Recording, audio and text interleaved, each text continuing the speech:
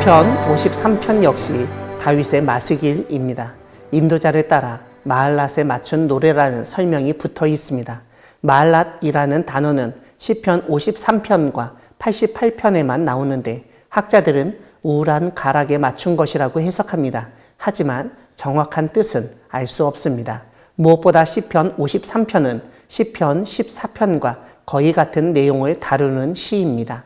시편 14편처럼 오늘 시편 53편 역시 동일한 구절로 시작하는데 어리석은 자는 그의 마음에 이르기를 하나님이 없다고 한다고 알려줍니다. 14편에서도 살펴보았지만 어리석은 자라는 말은 단순히 지성이 모자르거나 경험이 적거나 배운 것이 없는 사람을 말하는 것이 아닙니다. 모든 것에서 하나님을 제쳐놓고 생각하고 자기 중심으로 계획하면서 살아가는 사람이 어리석은 사람입니다. 모든 것이 자기 중심이다 보니 당연히 하나님에 대해서 관심도 없고 하나님이 없다는 생각을 하게 되는 것입니다. 이것은 자신이 하는 잘못된 일에 하나님이 개입하시거나 하나님의 구원이 있다는 사실을 보지 못했기 때문에 하나님에 대한 존재를 인정하지 않는 것을 말합니다. 만약 하나님이 계시지만 이 세상에서 벌어지는 일들을 하나님이 보고도 가만히 있다는 것은 하나님이 무능력하다는 말로 이해할 수 있습니다. 이것은 결국 하나님이 없다는 말이나 똑같은 의미입니다. 어리석은 자는 이런 생각으로 하나님이 없다고 마음에 담고 말하고 심지어 그렇게 행동까지 합니다. 그래서 시인이 지적하듯 그들은 부패하고 가증한 악을 행하고 선을 행하지 않는 것입니다. 하지만 그들의 생각과 달리 하나님이 하늘에서 인생을 굽어 살피시고 지각이 있는 자와 하나님을 찾는 자가 있는지 보려 하십니다. 그럼에도 불구하고 선을 행하는 사람이 한 사람도 없습니다. 왜냐하면 모든 사람들이 어리석은 자처럼 생각하고 행동하기 때문입니다. 시인은 그런 현상을 두고 모두 함께 더러운 자가 되었다고 탄식합니다. 이런 가운데 하나님은 죄악을 행하는 자들이 무지한 것에 대해서 문제 삼으시는데 그들이 떡을 먹듯이 하나님의 백성을 삼키면서도 하나님을 부르지 않기 때문입니다. 이것은 아마도 식사할 때마다 하나님께 감사 기도를 하는 것이 당연한데 그들이 일상생활에서 하는 행동들 중에서 밥 먹듯이 하는 일들 가운데서 하나님을 찾지 않는 것에 대한 놀라움을 표현한 것으로 보입니다. 이렇게 하나님을 찾지 않고 밥 먹듯 죄악을 행하는 사람들은 두려움 없이 하나님의 사람을 포위하여 대항하곤 합니다. 그런데 하나님은 그들이 그렇게 대항하고 공격하려는 계획을 수포가 되게 만드십니다. 그들의 뼈를 하나님이 흩어버리셨다고 알려줍니다. 이러한 하나님의 행동은 그들이 조금도 서 있거나 모여있지 못하게 만드시는 것입니다.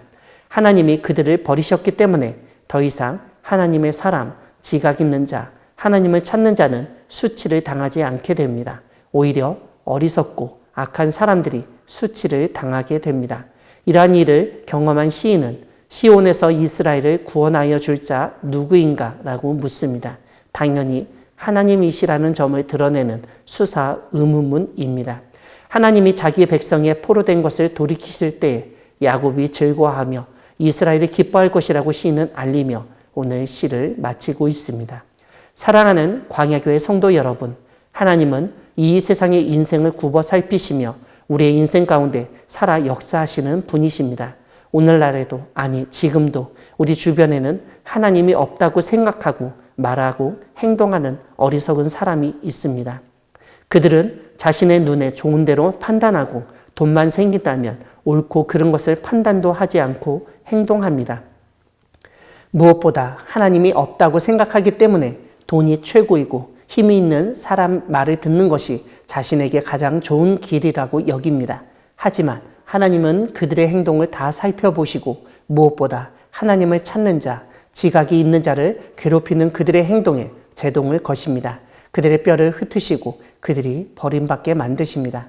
사실 그들이 그렇게 따르던 돈과 힘이 그들을 버리면 그들은 아무것도 아닌 것이 되고 정말 아무도 그들을 도울 수 없게 되는 비참한 상황이 연출될 수밖에 없습니다. 하나님은 그런 상황에서 진정으로 의지할 존재, 의지해야 할 분이 누구인지를 분명히 알게 하십니다. 그때에서야 어리석은 자들은 하나님을 의지하지 않고 하나님을 찾지 않은 것을 후회하게 될 것입니다. 우리는 이러한 어리석은 자의 운명을 따르지 않도록 더욱 말씀을 묵상하며 기도해야 하겠습니다. 만약 아직도 자신의 어리석음을 인정하지 않고 어리석은 길로 나아가는 사람이 있다면 그 끝이 분명히 멸망이라는 사실도 알려주어야 하겠습니다. 어리석은 자들 사이에서 우리를 구원하시고 우리를 도우시는 하나님을 즐거워하며 참된 신앙을 증거하는 우리 모두가 되기를 소망합니다. 아멘.